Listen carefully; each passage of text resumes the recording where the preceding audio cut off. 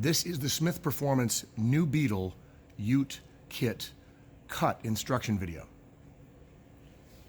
First thing you have to know about the new Beetle is that we're going to be slicing behind the door 3 inches from the top, and we're going to be slicing off the outer skin of this quarter panel. So here's the closed door. Whether it's a sunroof car or a non-sunroof car, you're going to measure exactly 3 inches from the rear edge of the door, and you're going to make a mark on here, on the back, on the roof section. On the sunroof cars, you can also write down a middle point, which is exactly 12 inches from the edge of the sunroof to the cut line in the rear. On the non-sunroof cars, you're only going to use the 2 outer marks, and then you're going to lay a flexible straight edge on there and cut it 3 inches behind the front door.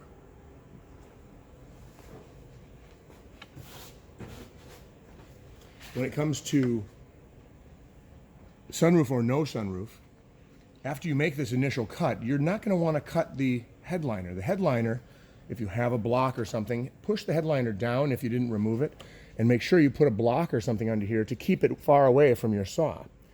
The headliner, you want to leave at least 1.5 inches of extra material so that you can have this fabric wrap around the other side. So the first cut on the headliner is 2 inches from this cut.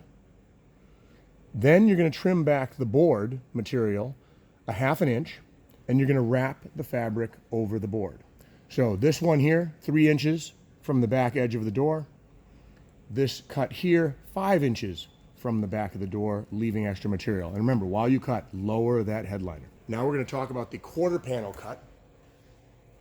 We'll open the door here. When we trim the outer skin off of the Beetle, and we're going to show you this car and one other car in white, this pad, this shaped pad, you will see on the body as it's delivered to you. That's where we're going to put a riv nut, and we're going to have a body bolt right there.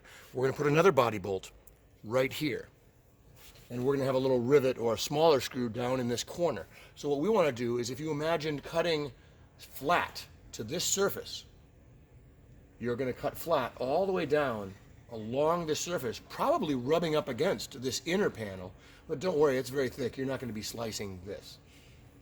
So we're going to show you on the other car that has not been cut, but this is what it should look like when you're done. Remember, the fiberglass is going to butt right up against this flat surface. If you imagine the blade like this, you can actually show the camera from that angle, you're going to see a flat surface all the way to the bottom.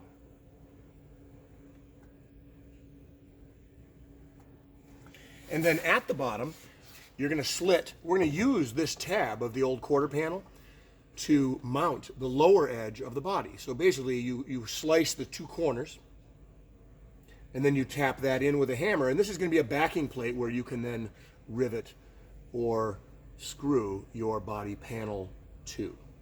Moving to the rear, it gets a little easier. These are the screws and nuts. These are the welded-in nuts here that are in place to mount the old quarter panel. The entire rear section of the Beetle unbolts with bolts that you access from inside. After you remove that fender, and viewing it from the top, you're going to cut right along those bolt, those nuts here. You're going to cut right alongside there, keeping this inner structure, but 2 bolts later, this is where the old seatbelt was. A couple of bolts later, right after the seatbelt mount, you're going to slice all the way down to this double flange. And if you look on this side, this is the double flange. Here's the seatbelt mount. And you basically trim away all of this metal. You can see the old plates here. You're going to be trimming away all of the metal that's on top of this curved fender, inner fender well. And you're going to stay about 1 inch above the surface. You can see where I took primer and I coated the raw edges before we assembled this car. And you go all the way back. On this side, I want to show it to you because this is the side that has the gas cap and the fuel evaporative canister, things like that. Be really careful. You're going to have to trim very close to this hardware. I actually trimmed down during this area here just to make sure I don't hit any of the sensitive hoses and equipment. And then the last line that you're going to have from the rear is you're going to take a look. See these two holes here on the passenger side? There's one hole on the driver's side, this one right here. You're basically going to line up, take a look down into the bumper support. This is a very fat plate right here where the bumper is mounted. There's one bolt here, one underneath. If you imagine this vertical line right here, viewing it from the top, you're going to follow that line forward, leaving the grommet for the wiring. You're going to leave all this in place.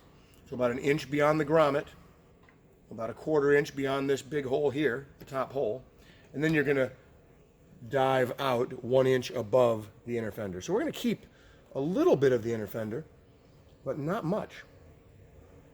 And then going left to right is very simple. You take the top of this metal bracket, this is the bumper bracket, and you draw a line from the top of this bracket all the way over to the top of the other side.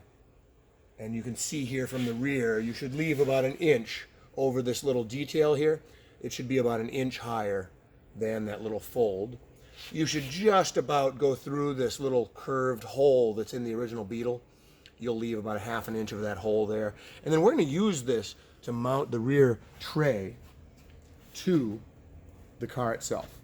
And you can see I just painted the rear bumper because a lot of this stuff has surface rust on it, and there's no sense in just covering up without painting it. The last bit that you want to see, you can stay there. These clips right here are used to mount the plastic inner panel that covers this whole thing. We use this piece right here to measure the distance to the front wall. So I always leave about 1/2 inch more, and then you can just cut straight down. We use all of this structure here in reinforcing the car. So this is not important other than holding the clip that holds your plastic inner panel in place.